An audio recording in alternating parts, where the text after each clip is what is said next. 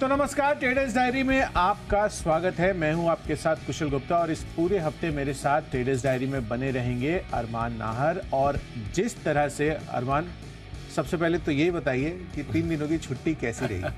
देखिए बिल्कुल काफ़ी बढ़िया रही। और अब एक इंटरेस्टिंग चीज़ ये होती है कि जब नतीजे आते हैं, जब अर्निंग्स कॉल आते हैं, तो आपको बहुत कुछ सीखने को मिलता है, बहुत कुछ समझने को मिलता है। तो इन छुट्टियों का आपको कुछ तो मैंने अर्निंग्स कॉल के करा, बाकी तो फिर बिल्कुल आप जैसे आपने एंजॉय करा, मैंने भी करा है। बिल्कुल, तो छुट्टियों का भरपूर उपयोग किया गया है और आई थिंक ये लॉन्ग वीकेंड्स में अभी कुछ समय के लिए तो अब ब्रेक लग चुका है। बट ज़रूरी बात ये है कि वीकेंड के दौरान क्या हुआ, कौन सी खबरें आई ऐसी और ग्लोबल संकेत क्या कह रहे हैं, उस पर अब फोकस करते हैं। क्योंकि कारोबारी हफ्ते का पहला दिन है, जिस तरह से हमने तेजी का मोमेंटम पकड़ा हुआ है, अब देखना होगा कि आज ये चीज कंटिन्यू रहती है या नहीं। क्योंकि एसजीएक्स निफ्टी अभी आपको 100 अंकों की गिरावट के साथ कारोबार करते हुए नजर आ रहे हैं। इंक्लिनेशन यही है कि यहाँ पर हो सकता है कि आपको रिवाइवल या रिकवरी के संकेत आते हुए नजर आए। बट कहीं ना कहीं जो इन्फोसिस के नंबर्स आए हैं थर्सडे को पोस्ट मार्केट, इसका इम्पैक्ट आज आपको साफ तौर पर बाजारों पर देखने को मिलेगा। इनफैक्ट मैं आपको बता दूं कि जो एडीआर है इंट्राडे में थर्सडे को ऑलमोस्ट 10% तक गिरता हुआ नजर आया था, तो वो अपने आप में काफी भारी गिरावट है। कांस्टेंट करेंसी ग्रोथ जो आती हुई दिखी है क्वार्टर ऑन क्वार्टर बेसिस पर -3.2%, ये तो एक्सपेक्टेड ही नहीं था बिल्कुल। और मैनेजमेंट की तरफ से भी जो कमेंट्री आ रही है ना कहीं क्लियर कट चिंता नजर आ रही है नॉर्थ अमेरिकी बाजारों में। क्योंकि टीसीएस के साथ भी ऐसा हुआ और इन्फोसिस में भी जो कमेंट्री है वो काफी वीकनेस दर्शा रही है। आगे नियर टर्म में तो ये क्लियर कट हिकअप्स नजर आ रहे हैं कि पूरे के पूरे आईटी स्पेस पर आपको दबाव देखने को मिल सकता है। क्योंकि क्लाइंट से जिससे भी ये बातचीत कर रहे हैं वो कहीं ना कहीं अपने जो प्रोजेक्ट्स हैं वो डेफर करते हुए दिख रहे हैं, या फिर रैंप डाउन, रैंप अप होता है, रैंप डाउन ये अपनी तरफ से कर रहे हैं। तो इंडिकेशंस यही बन रहे हैं कि वहां पर स्थिति अभी बहुत अच्छी नहीं है। बट मेजॉरिटी आप देखिए काफी सारा रेवेन्यूज जितनी भी आईटी कंपनियां हैं उनका बीएफएसआई स्पेस एक तो बहुत बड़ा स्पेस है, औसतन 30% उनकी आय आती है। और साथ ही आपको ये भी चीज ध्यान में रखनी है कि यहाँ पर जो अमेरिकी मार्केट का एक्सपोजर है वो भी काफी ज्यादा है। कुछ एक कंपनियों का तो 75% तक का एक्सपोजर आपको यूएस से आता हुआ दिखता है। तो इम्पैक्ट जो है वो काफी ज्यादा होने वाला है। हमने देखा ही कि इसके पहले भी जब हमने थर्सडे को आपको बताए थे, काफी सारे आईटी स्टॉक्स हमारी सूची में भी थे, 4 स्टॉक्स मेरी सूची में थे जो बिकवाली के थे। और आप देखिए वहां पर किस तरह की गिरावट आती हुई दिखी है टीसीएस के नतीजों के बाद। तो सिनेरियो अभी यही बन रहा है कि आईटी दबाव में रहेगा, पर बैंकिंग स्पेस, जैसे कि हम पहले भी बात कर रहे थे, यूएस स्मॉल फाइनेंस बैंक, क्या शानदार तेजी थर्सडे के दिन में वहां पर होती हुई दिखी थी। तो कॉन्फिडेंस बैंकिंग स्पेस से भी आ रहा है। अब एचडीएफसी बैंक का नतीजों का जो असर है वो आज कैसा रहता है ये देखना ट्रिकी रहेगा। क्योंकि मिले जुले काइंड ऑफ नंबर है, कुछ एक पॉइंट्स पे बहुत अच्छे नंबर्स हैं, कुछ एक पॉइंट्स पे ऑलमोस्ट फ्लैट सा रुझान आता हुआ दिख रहा है। तो देखना होगा इन सभी संकेतों के बीच हमारे बाजार किस तरह ट्रेड करते हैं। तो चलिए इसी के साथ अपनी पारी की शुरुआत कर लेते हैं। कौन से कैटेगरीज में कौन कौन से स्टॉक्स हमने लिए हैं, सबसे पहले तो कैश सेगमेंट की बात करते हैं। और अरमान, आप बाजार को किस तरह से देख रहे हैं और किस तरह की रणनीति बनाकर आज आपने अपनी टीम बनाई है? देखिए बिल्कुल, और जैसे कि आपने आईटी की बात करी, और आईटी का जहाँ तक मुझे देना 5-6 महीने पहले भी जब हम बात भी कर रहे थे और आपने शायद एक लिंक भी किया था कि आप देख रहे थे, आपने कहा भी था ये वाली चीज़ कि आने वाले समय में आपको हो सकता है कि आउटलुक में थोड़ी बहुत दिक्कत आती हुई दिखे। वो पिछले 2-3 तिमाहियों के अगर इस नतीजों के अलावा देख रहे तो वो इतना अपेरेंट नहीं था, पर अब से अगर आप देखें तो वो अपेरेंट दिखने लगा है। और उस समय हम ये बात भी कर रहे थे, तो डेफिनेटली ये एक चिंताजनक की बात है। और क्योंकि आप इसी चीज़ से रिलेशन भी देख लें कि इनका अगर यहाँ पर दिक्कत आती है तो बहुत सारी कंपनियां ऐसी हैं जो इनको भी सर्विसेज प्रोवाइड करती हैं, वहां पर भी दिक्कत आ सकती है। तो रिपल्केशन इफेक्ट्स उसके भी अच्छे खासे हो सकते हैं। हालांकि जैसा कि लगातार जो हम हमेशा बोल रहे हैं कि आपको अगर फिर भी अगर जैसे आपको कुछ स्पेसेस ऐसी हैं जहां पे आपको अच्छा खासा जो है सेफ्टी और बैट मिल सकता है, जहां पर आप अच्छे खासे से इन्वेस्ट कर सकते हैं, तो वो स्टोरी पर आपको फोकस करना है। और लगातार ऐसे स्टॉक्स में आपको लगातार एसआईपी के मोड में इन्वेस्ट करते हुए रहना है। तो उस हिसाब से कंपैरेटिवली हमारे मार्केट को देखें तो ये आईटी की खबर के अलावा अगर आप देखें कुछ स्पेसेस अभी भी ऐसी हैं जहां पे आपको बढ़िया कन्विक्शन आता हुआ दिख सकता है। बिल्कुल, तो कन्विक्शन वाले सेक्टर्स और साथ ही स्टॉक्स ये हम आपको रेकमेंड करते हुए नजर आएंगे। और ऑब्वियसली जो नेगेटिव न्यूज़ आई है उस पर भी काफ़ी सारे स्टॉक्स हमने अपनी सूची में शामिल किए हैं। तो चलिए इसी के साथ पारी की शुरुआत कर लेते हैं। कैश सेगमेंट में अरमान, कौन सा स्टॉक? देखिए कैश सेगमेंट में मैंने स्टॉक लिया है वो है आईवेल केमिकल। क्योंकि जैसे कि आपने भी अभी बताया था कि कोरोना की अगर आप देखें तो वापस जो है केसेस की बढ़ती हुई आपको खबर आती हुई दिख रही है, जिसमें अगर आप देखें नोएडा में जो अगर आप बात करें तो वहाँ पर मास्क लगाना ज़रूरी कर दिया है। अब कंपनी का क्या है, कंपनी आइब्यूप्रोफन है, पैरासीटामॉल्स हैं, हैं, ये सारे प्रोडक्ट्स जो इनके बनाते हैं, तो हो सकता है कि आपको यहाँ पर इन खबरों के चलते यहाँ पर जो है अच्छा खासा मूवमेंट आता हुआ दिखे। वहीं कंपनी ने अगर 2022 में जो है अगर आप बात करें तो पैरासीटामोल की एक मैन्युफैक्चरिंग फैसिलिटी का प्रोडक्शन जो है वो शुरू किया था। ओवरऑल इस हिसाब से इस खबर के चलते हो सकता है कि यहाँ पर आपको मूवमेंट आता हुआ दिखे, इसलिए आईओएल केमिकल बाय करेंगे, टारगेट रखेंगे 370 का और स्टॉप लॉस रखेंगे 356 का। बिल्कुल। तो कोरोना की जो चिंताएं हैं वो तो क्लियर कट दिख ही रही है कि यहाँ पर जो स्केल है वो बढ़ता हुआ जा रहा है, हालांकि जो कैजुअलिटीज़ है वो उतनी ज़्यादा नहीं है, तो ये एक थोड़ा अच्छा बात है। बट क्लियरली ये दिख रहा है कि यहाँ पर थोड़ा सा सावधानी अब बरतनी ज़रूरी हो गई है। तो इस वजह से आईएल केमिकल्स यहाँ पर आपको अच्छा ट्रेड करता हुआ दिख सकता है। इनफैक्ट पिछले हफ्ते से ही हम देख रहे हैं ना अरमान कि कुछ ना कुछ जितने भी फार्मा से जुड़े हुए स्टॉक्स हैं ना, वहाँ पर अच्छी तेज़ी का रुझान फिर से लौटता हुआ दिख रहा है। आपने डायग्नोस्टिक स्पेस की कंपनियों पर भी हमने रुझान देखा उस दिन, आई थिंक डॉक्टर लालपात लैब्स और साथ ही मेट्रोपोलिस 6% तक की तेज़ी वहाँ पर भी हमें आती हुई दिख रही थी। तो डायग्नोस्टिक स्पेस की कंपनियाँ, अपोलो हॉस्पिटल्स में अच्छा रुझान था, 2 से 3% के गेंस वहाँ पर भी आते हुए दिखे थे इंट्राडे में।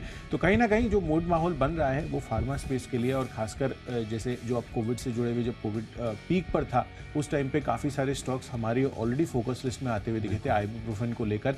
तो उस वजह से आईओएल केमिकल काफ़ी बेहतरीन पिक है। अभी जो टाइमलीनेस आपने दिखाई है इस स्टॉक को चुनने में वो मुझे काफ़ी पसंद आ रही है। उसके साथ अगर आप ये भी चीज़ देखें कि अगर आप फार्मा स्पेस की बात करें तो ओवरऑल अगर आपको देखें वो कोविड के एक टाइम पर जब पिक चला था उसके बाद से अगर आप देखें तो लगा ही रहा है, तो अच्छे खासे निचले स्तरों पर फार्मा स्पेस ओवरऑल आ चुका है। तो हो सकता है इन खबरों से शायद पूरे सेक्टर्स में थोड़ा बहुत इस पर मूवमेंट आपको आता है। बिल्कुल। तो अच्छे एंट्री पॉइंट्स हैं, डेफिनेटली आप यहाँ पर आज कैश सेगमेंट में इस स्टॉक को खरीदारी कर चल सकते हैं। चलिए कैश सेगमेंट में मेरी तरफ से है शारदा एनर्जी एंड मिनरल्स का।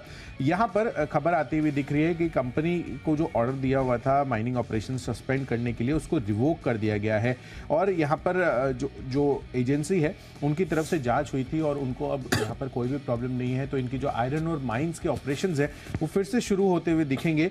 जो सस्पेंशन हुआ था वो हट चुका है और वो विथ इमीडिएट इफेक्ट हटा है। तो शारदा एनर्जी इस वजह से फोकस में रहेगा, और लास्ट वीक ऑनवर्ड्स ही हम देख रहे हैं कि मेटल स्पेस थोड़ा सा वापस से एक्शन पे आता हुआ दिख रहा है। इसके पहले भी मैंने आपको कई बार मेटल स्पेस में हिंडाल्को भी रेकमेंड किया है, टाटा स्टील भी बताया है, और कहीं ना कहीं मुझे लग रहा है कि शारदा एनर्जी एंड मिनरल्स इस खबर के दम पर आज अच्छी तेजी बना सकता है। तो 1170 रुपए के टारगेट के लिए यहाँ पर खरीदारी करनी है, 1125 आज आपका स्टॉप लॉस बनेगा। चलिए इसके साथ ही आगे बढ़ते हैं अपनी अगली कैटेगरी की तरफ, और यहाँ पर है फ्यूचर्स कैटेगरी जो डेरिवेटिव स्पेस में है, और इसमें मैंने स्टॉक चुना है इन्फोसिस का। नो ब्रेनर है, जिस तरह के ब्रोकरेज हाउसेस की रिपोर्ट्स भी आती हुई दिखी है, 9 के 9 ब्रोकरेज ने यहाँ पर आप देखिए तो टारगेट्स कट किए हैं, और टारगेट कट के साथ साथ एडीआर में इंट्राडे में 10% से ज़्यादा की गिरावट है पोस्ट रिजल्ट्स, और मैनेजमेंट भी अरमान मुझे काफ़ी ज़्यादा कॉन्फिडेंट नहीं नज़र आ रहा था। रीज़न बिंग आप देखिए यहाँ पर जो हायरिंग इन्होंने की है उनका ये कहना था कि हायरिंग की यूटिलाइजेशन अभी काफ़ी कम है, तो यानी कि बेंच पे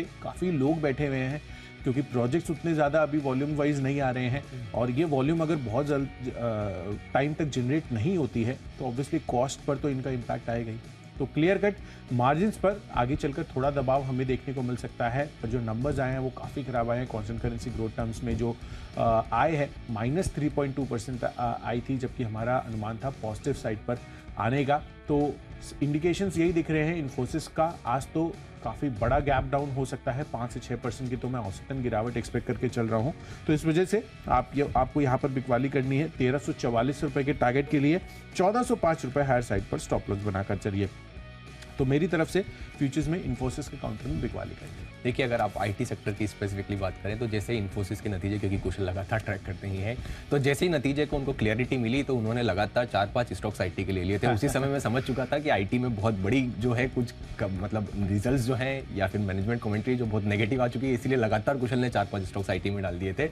अब मैंने जो फीचर्स में लिया है वह स्टॉक है टाइटन, क्योंकि अगर आप देखें वैसे तो अगर आप देखें लगातार जो सोने में आपको अच्छी खासी बढ़त आती हुई दिख रही थी, पर अगर आप ओवरऑल देखें, अगर कुछ समय से देखें अगर और वीकेंड की बात करें तो वहाँ पे आपको अच्छी खासी जो है सोने में गिरावट आती हुई दिखी है। लगभग एमसीएक्स पर अगर आप बात करें लगभग 1100 के आसपास की गिरावट आती हुई दिखी है। वहीं इंटरनेशनल बाजार में अगर आप बात करें तो वहाँ पर भी $50 के आसपास की आपको वहाँ पर गिरावट आती हुई दिखी है। तो यहाँ पर हो सकता है कि आपको अच्छी खासी जब बढ़ रहा था तब थोड़ी बढ़त आती हुई दिखी थी, तो हो सकता है कि इस खबर के चलते आपको यहाँ पे थोड़ी गिरावट आ सके, इसलिए टाइटन के हम फ्यूचर सेल करेंगे।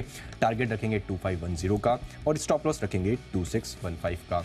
ऑप्शंस कैटेगरी में मैंने एक स्टॉक लिया है, वो है LTTS। अब एक स्टॉक लेने का रीज़न ये भी है क्योंकि अब बाकी थोड़े स्टॉक्स ऑलरेडी कुशल ले चुके थे, तो फिर यही बचा था एक स्टॉक जो कुशल ने भी डायरेक्ट किया था कि ये वाला स्टॉक तो अब बचा है, जाकि बाकी तो सारे आप ले चुके हैं। तो ये स्टॉक जैसे कि आपको स्टोरी ऑलरेडी कुशल ने बता ही चुके हैं, क्योंकि जो IT सेक्टर में इतनी बड़ी, जो अगर आप देखेंगे इन्फोसिस जैसी बड़ी कंपनी में जब इतने सारे अगर आप देखेंगे टारगेट्स कट होते हैं या डाउनग्रेड्स होते हैं, तो ओवरऑल सेक्टर के हिसाब से काफ़ी नेगेटिव हो जाता है। इसलिए LTTS का अगर आप देखें पुट ऑप्शन यहाँ पर आप बाय करेंगे 3450 का, जो आपको 71.1 के आसपास का मिल रहा होगा। टारगेट रखेंगे 92 का और स्टॉप लॉस रखेंगे 64 का। बिल्कुल अरमान, और मैंने जो स्टॉक्स लिए ना उसके अलावा भी आप और भी स्टॉक्स ले सकते हैं। आपको लेना है, विप्रो भी है, एम्फेसिस भी है, आप ले सकते हैं। नहीं, बाकी फिर मैंने भी थोड़ी रिसर्च पूरी हो चुकी थी, तो फिर कन्विक्शन उधर आ चुका था। तो 100% ये क्लियर कट इसका मतलब यही है कि अरमान ने जो स्टॉक्स लेने थे वो उन्होंने ले लिए थे ऑलरेडी, और एक कंसिस्टेंट जो है ना इनकी सूची में एक स्टॉक शामिल होता है, वो आई थिंक अरमान बताएंगे, मैं सस्पेंस को डिस्क्लोज नहीं करना चाहूँगा। बट यहाँ पर सबसे बढ़िया बात यही है कि जो नंबर्स आ रहे हैं ना, जो कंपनी आगे बताएंगे, वो बहुत ही शानदार आ रहे हैं और पिछले कई तिमाहियों से वहाँ पर नंबर्स आ रहे हैं। तो सस्पेंस बनाए रखें, बट लार्जली यहाँ पर LTTS साथ में IT काउंटर्स में आपको इसमें भी बिकवाली करने की राय अरमान अपनी तरफ से देते हुए दिख रहे हैं। चलिए इसके साथ साथ एक और मिड कैप IT काउंटर जहाँ पर आपको बिकवाली का रुझान साफ तौर पर नजर आएगा, वो है कोफॉर्ज। अगर आप देखिए तो काफ़ी ज़्यादा हाईली वैल्यूड है, ऑलमोस्ट 35-36 के पी पर ये ट्रेड करता हुआ दिख रहा है। और जितने भी IT काउंटर्स जो बहुत ही हाई बीटा है, या हाई बीटा तो एक है ही, वो उसका इम्पैक्ट मार्केट सेंसिटिविटी का इम्पैक्ट तो आपको आएगा ही, साथ ही वैल्यूएशन के लिहाज से जो काउंटर्स काफ़ी महंगे हैं वहाँ पर सबसे बड़ा दबाव अब IT स्पेस पर आता हुआ नजर आएगा आपको। तो TCS आप देख लीजिए, ऑलमोस्ट आई थिंक 26-27 के मल्टीपल पर ट्रेड कर रहा है, साथ ही इन्फोसिस 21-22 के मल्टीपल्स पर आ गए हैं, और यहाँ पर जो कोफॉर्ज है उसका ऑलमोस्ट 35-36 के पी पर ये ट्रेड कर रहे हैं। तो क्लियर कट इम्पैक्ट आपको यहाँ पर आता हुआ दिखेगा इस चीज़ का, TCS और इन्फोसिस के नंबर्स के बाद। 4000 का पुट ऑप्शन खरीद कर चलिए, 102 रुपये पर उपलब्ध है। 150 रुपये के टारगेट के लिए खरीदारी करिए। इसके पुट ऑप्शन में 85 रुपये का आपको स्टॉप लॉस रखना है। चलिए ऑप्शंस की कैटेगरी भी पूरी हो गई है, बढ़ते अपनी अगली कैटेगरी जो है टेक्नोपिक। और टेक्निकल चार्ट्स पर LTI माइंडट्री ये लगातार हमारे शॉर्ट कैटेगरीज में बने हुए हैं, और यहाँ पर इस काउंटर पर भी आप देखिए किस तरह से गिरावट थर्सडे के दिन में होती हुई दिखी थी। 3 से 4% तक का बड़ा और बुरा, ये दोनों इम्पैक्ट यहाँ पर आते हुए दिखे थे। तो इंडिकेशंस अब यही दिख रहे हैं कि जितने भी मिड कैप IT काउंटर्स हैं वो अब एक डाउनवर्ड ट्रैजेक्टरी की तरफ बढ़ते हुए दिख रहे हैं, और जैसे जैसे और अन्य कंपनियों के भी नंबर्स आते हुए दिखेंगे, जितने भी हाईली वैल्यूड IT काउंटर्स हैं वहां पर आपको दबाव आता हुआ नजर आएगा। तो मुझे लग रहा है कि यहाँ पर LTI माइंडट्री ये भी ओवर वैल्यूड है, वैल्यूएशन के लिहाज से बिकवाली कर चलिए। 4500 रुपए के टारगेट के लिए यहाँ पर बिकवाली करनी है। 4680 रुपए हायर साइड पर आपको स्टॉप लॉस भी यहाँ पर मेंटेन कर चलना है। बिल्कुल, टेक्निकली अगर आप देखें जो मैंने जो स्टॉक चुना है वो है इंडिया मार्ट इंटरमेश, क्योंकि अगर आप देखें एक तो ब्रोकरेज हाउस की रिपोर्ट भी आई थी, वो तो काफ़ी बढ़िया आई थी। अगर आप ओवरऑल अगर आप देख रहे हैं कि ओवरऑल अगर आप देखें, जब तक अगर आज 2023 में आप लगभग देखेंगे 69-70 ट्रेडिंग सेशंस हुए हैं, 2/3 ऑफ द टाइम्स अगर आप देखेंगे तो स्टॉक ने पॉजिटिवली क्लोज होता हुआ दिखे हैं। तो टेक्निकली भी आपको बढ़िया साउंड दिख रहा है, ब्रोकरेज हाउस का तो सपोर्ट है ही सही। तो और उस हिसाब से अगर आप देखें जहां पर आपको कई सारे ब्रोकरेजेस में वहां पर या तो वो टारगेट मेंटेन कर रहे हैं, या फिर अगर आपको दिखेंगे वो डाउनग्रेड कर रहे हैं। यहाँ पर एक बढ़िया ब्रोकरेज रिपोर्ट तो आई ही थी पहले, और उसी के साथ साथ टेक्निकली भी आपको कंपैरेटिवली बढ़िया दिख रहा है, इसलिए technically India Mart Intermesh buy करेंगे। टारगेट रखेंगे 5550 का, और इसके बाद स्टॉप लॉस रखेंगे 5345 का, 5345 का। तो उस हिसाब से टेक्निकली इंडिया मार्ट इंटरमेश काफ़ी बढ़िया लग रहा है। चलिए, तो टेक्निकल चार्ट्स के आधार पर इंडिया मार्ट इंटरमेश है अरमान की तरफ से। पर अरमान, आप ये बताइए कि यहाँ पर जो इंडिया मार्ट इंटरमेश आपने लिया है, ऑब्वियसली वैल्यूएशन के लिहाज से भी थोड़ी सी अट्रैक्टिव लग रही है। वैल्यूएशन के हिसाब से अगर आप कंपैरेटिवली देखें तो उस स्पेस में जितना अभी आपको थोड़ा रन अप ऑलरेडी आ चुका है, मैं इतना कंफर्टेबल नहीं हूँ जितना कंफर्टेबल मैं शायद दूसरे स्टॉक्स में हो सकता हूँ। पर फिर भी अगर जहां पर आपको ऐसा दिखता है कि जहां पर अनसर्टेनिटी बहुत ज्यादा हो, तो आपको कुछ ऐसे स्टॉक्स है जहां पे आपको अर्निंग्स की विजिबिलिटी अच्छी खासी दिख सकती है, तो वो हो सकता है कि उसका जो प्रीमियम वैल्यूएशन है उसको थोड़ा बहुत ज्यादा मिलता हुआ दिखे, क्योंकि वहां पर अगर जहां पर अनसर्टेनिटी है, कोई अगर एक स्टॉक आपको अगर सर्टेनिटी देता है कि वहां पे अर्निंग से सर्टेनिटी है, तो वहां पे ऑलरेडी थोड़ा बहुत प्रीमियम वैल्यूएशन बढ़ जाता है, तो उस हिसाब से मुझे कंपैरेटिवली ठीक ठाक ही लगता है। बिल्कुल, तो चलिए टेक्निकल चार्ट्स के आधार पर यहाँ पर इंडिया मार्ट इंटरमेश में आपको खरीदारी करने की राय है। चलिए इसके साथ साथ एक और काउंटर है मेरी तरफ से जो है फंडा कैटेगरी में, और इसमें मैंने स्टॉक चुना है पीवीआर का। पीवीआर को चुनने की सबसे बड़ी वजह बन रही है, एक तो सबसे बड़ी मल्टीप्लेक्स चेन अब ये बन चुकी है आइनॉक्स के साथ मर्जर के बाद, और सबसे बढ़िया बात यह है कि अब कहीं ना कहीं वीकेंड्स पर लोगों को जो एक्सपीरियंस चाहिए, अब एक्सपीरियंस के लिहाज से एक तो रेस्टोरेंट्स वगैरह जा सकते हैं लोग, दूसरी अब गर्मी इतनी ज़्यादा बढ़ गई है तो दिन के दौरान कहीं ना कहीं थोड़ा सा लोग अपनी तरफ से कह सकते हैं रेजिस्टेंस कर रहे हैं कि हम गर्मियों में हो सकता है कि बाहर उतना ज़्यादा नहीं घूमने जाएं। ऑब्वियसली हिल स्टेशंस पर तो एनी विच वेज डिमांड काफ़ी अच्छी रहती है। तो तीसरा क्या बचा, वीकेंड्स के दौरान मूवीज़ वगैरह ही रहती है, और उसमें आप देखिए जो एक्सपीरियंस है पीवीआर आइनॉक्स का, अगर आप जाएंगे तो यहाँ पर काफ़ी बेहतरीन साइट पर अब कंपनी इस पर फोकस कर रही है। लगातार एक्सपेंशन है, स्क्रीन एक्सपेंशन है, और प्रीमियम कैटेगरी की जो एक्सपीरियंस है उस पर अब बड़ा फोकस पीवीआर का बनता हुआ दिख रहा है। तो मुझे लग रहा है कि एक अच्छा खासा लॉन्ग टर्म बेट, और वैसे भी एक हिसाब से आप कह सकते हैं कि मोनोपोली ही बनती हुई नजर आ रही है। तो इस चीज को ध्यान में रखकर पीवीआर पर आप बेट कर चल सकते हैं। अगले 12 महीनों में मुझे लग रहा है कि यहाँ पर 15-20% के गेन्स तो आपको कंफर्टेबली आते हुए नजर आ सकते हैं। तो 1850 रुपए ये मेरी तरफ से इमीडिएट टारगेट रहेगा एज अ फंडा पिक पीवीआर। देखिए, अगर आप फंडामेंटली स्टॉक की बात करें तो फंडामेंटली मैंने जो स्टॉक लिया है वो है आनंद राठी वेल्थ, तो जिसका जिक्र आपको कुशल भी कर रहे थे। अब ये स्टॉक में तीसरी बार इसका टारगेट जो है पहले लिया था, नतीजों के बाद वरुण ने लिया था, लेकिन आप ही ने बताया था और अभी तीसरी बार आप ले रहे हैं। नहीं, देखिए, मैं जनरली ऐसा होता है कि जहाँ पे आपको अगर मैनेजमेंट का कन्विक्शन बहुत अच्छा लगे, आपको लगे कि मैनेजमेंट काफ़ी एथिकल है, जहाँ पे बिजनेस में कन्विक्शन बहुत ज़्यादा हो, मैं आपको कुछ अर्निंग्स कॉल की बहुत बेहतरीन चीज़ें भी बताऊंगा। मुझे ये स्टॉक पसंद इसलिए है, एक तो टारगेट तो लगातार जो आप देखें वो अचीव हो ही रहा है, पर उसके अलावा टारगेट अचीव होने के अलावा आपको कुछ स्टॉक में जो लगातार कन्विक्शन उस तरीके से बना रहा है, तो ये स्टॉक मुझे कंपैरेटिवली काफ़ी अच्छा लगता है। अब देखिए कि इसमें नतीजे तो काफ़ी बढ़िया है, जिसका ऑलरेडी सबको पता था। अब अर्निंग्स कॉल भी अगर आप देखेंगे तो अगर आपको अर्निंग्स कॉल जरूर सुनना चाहिए, अगर जिसको सुनना हो बिल्कुल सुनिए आप। अब उसमें कुछ बहुत सारी इंटरेस्टिंग चीज़ें थी, क्योंकि अगर आप ये स्पेस में देखें तो कई सारे बदलाव हुए हैं। एमएलडी की बात कर लीजिए, डेट म्यूचुअल फंड की बात कर लीजिए, या फिर B30 सिटीज़ का जो इंसेंटिव्स था उसके सब की बात कर लीजिए, इन सब में ऑलरेडी कंपनी का एमएलडी में अगर आप बात करें तो ये जो रूल रेगुलेशन आया है वो नॉन प्रिंसिपल प्रोटेक्टेड जो एमएलडीज हैं उनके लिए कोई नलीफाई है, नेग्लिजिबल है, उनके लिए कोई फर्क नहीं पड़ता, और कंपनी लगातार से ही सिर्फ नॉन प्रिंसिपल प्रोटेक्टेड एमएलडीज पर ही जो है फोकस करती है, उनका सिर्फ वही पूरा फोकस है।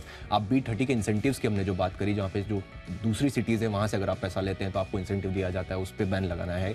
आप खबर आती भी दिखी थी कुछ समय पहले।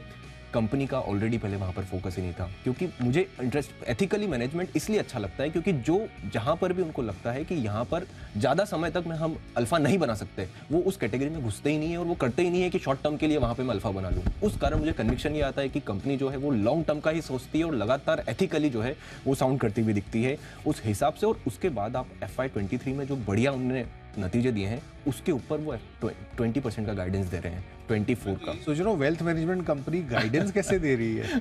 बिल्कुल, और गाइडेंस सिर्फ एक बार नहीं 2 या 3 बार अगर आप देखेंगे, आईपीओ के टाइम पर भी उन्होंने गाइडेंस दिया था, उसको भी मीट नहीं किया था, सरपास किया था। FY22 के अगर आप देखेंगे उसके बाद भी उन्होंने गाइडेंस दिया था, उसको भी गाइडेंस दिया था, उसको सरपास किया था। और लगातार ये जो एटीट्यूड है मैनेजमेंट का और जो बिजनेस में कन्विक्शन है, जैसा मैं बहुत सारी चीज़ें रिपीटेटिव है कि एचएनआई क्लाइंट्स का इनका मोट है, वो कोई बदलते नहीं है, लगातार हैं, मोर देन 80% रेवेन्यू तो लगातार उन्हीं से आ जाता है जो एक साथ ही उनके साथ है, वो सब चीज़ें तो है ही सही, पर लो मोट है, जो मैनेजमेंट है, वो बिजनेस है, मुझे काफ़ी कंपेटिव अच्छा लगता है। तो मुझे पर्सनली ऐसा फील होता है कि अगर आपको गिरावट आए तो गिरावट में इसको एक SIP की तरह जरूर स्टॉक लेते हुए रहें। इसलिए आनंद राठी वेल्थ जो है आप टारगेट में रिवाइज कर रहा हूँ, ये पहली बार 1000 के ऊपर का टारगेट दे रहा हूँ मैं, 1050 का टारगेट दे रहा हूँ, पहले शायद 800 का दिया था, फिर 850 का दिया था, वो सब मीट होते हुए दिखे हैं।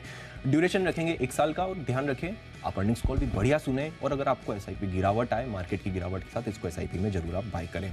उसी के साथ साथ फंडामेंटली तो ये स्टॉक हो गया। अब IPL कैटेगरी में जो स्टॉक लिया है, IPL कैटेगरी में स्टॉक लिया है BEML। अब यहाँ पर एक इंटरेस्टिंग है, ओवर द वीकेंड जैसा कि कहा मैंने, अर्निंग्स कॉल तो आनंद अतीत की सुनी थी, पर बीएमएल की मैंने 12 साल की एनुअल रिपोर्ट पढ़ी। आपको कुछ एक इंटरेस्टिंग चीज़ बताऊंगा मैं इसमें। बीएमएल का सेक्टर फोकस कहाँ पर है? डिफेंस में है, रेल एंड मेट्रो में है और माइनिंग एंड कंस्ट्रक्शन में है।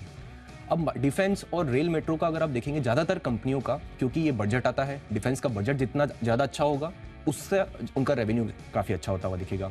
आप पिछले 12 साल का अगर आप देख लें कि डिफेंस बजट का लगभग 0.17%, 0.15% जितना बजट होता है उसका रेवेन्यू उस कंपनी को आता है। रेलवे बजट की आप बात करें तो लगभग 1.26%, जो कि पिछली बार था, FY22 की बात कर रहा हूं मैं।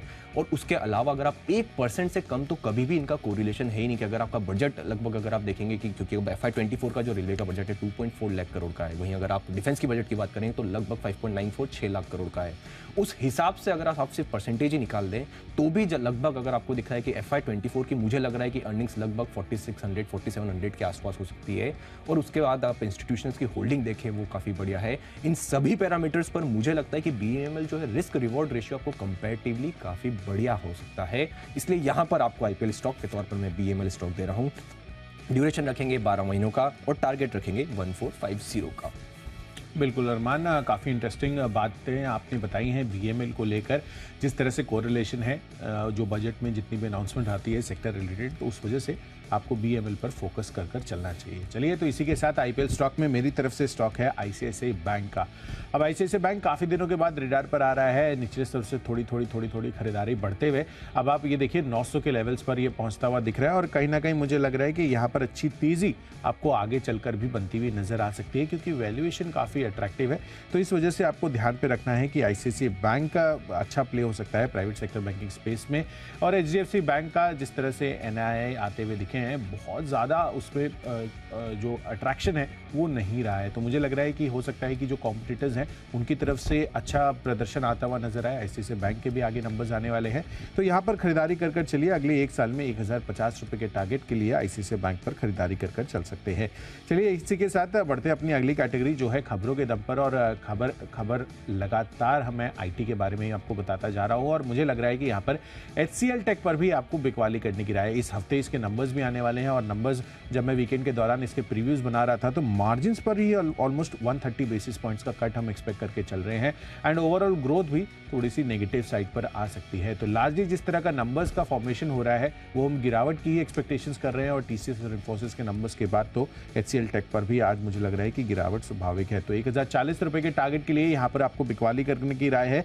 1085 आपका स्टॉप लॉस बनेगा। हिसाब से जो मैंने स्टॉक लिया है वो ग्रेन्यूल्स इंडिया, कैश की बात कर रहा हूँ मैं, यहाँ पर आपको कैश में खरीदना है। तर्क सिमिलर है जो आयल केमिकल का था, जो कोरोना के चलते जो दिख रहे थे वहाँ पर हो सकता है कि यहाँ पर इनके लिए सेंटिमेंटली अगर आप देखें और अगर आप बिजनेस के हिसाब से देखें, जिसमें पैरासीटामोल की अगर आप देखें सबसे बड़ी मैन्युफैक्चरिंग के पास फैसिलिटी है, वहाँ पर आपको ग्रेन्यूल्स इंडिया जो है बाय करना हुआ दिखेंगे। टारगेट रखेंगे 304 का और स्टॉप लॉस रखेंगे 295 का। बढ़ते अपनी आखिरी फाइनल कैटेगरी जो है माई चॉइस की। माई चॉइस में मेरी तरफ से एक बिकवाली और 2 खरीदारी के कॉल्स हैं। बिकवाली का कॉल पहले बता देता हूँ। टेक महिंद्रा, यहाँ पर भी आपको बिकवाली करने की राय है। टीसीएस और इन्फोसिस का इंपैक्ट इस पर भी आएगा, और सिटी ने भी डबल डाउनग्रेड किया है। 1060 रुपए के टारगेट के लिए बिकवाली करिए। 1105 रुपए आपका यहाँ पर स्टॉप लॉस बनेगा। दूसरा कॉल है अल्ट्राटेक सीमेंट पर, यहाँ पर खरीदारी करने की राय है। अगर आप मीडियम टर्म चार्ट्स इसका देखेंगे तो 1 मंथ, 3 मंथ, 6 मंथ्स यहाँ पर लगातार तेजी आपको बनती हुई नजर आई है। तो लॉन्ग टर्म चार्ट्स पर अच्छा काउंटर है। 7910 रुपए के टारगेट के लिए खरीदारी करनी है। 7600 का स्टॉप लॉस रखिए।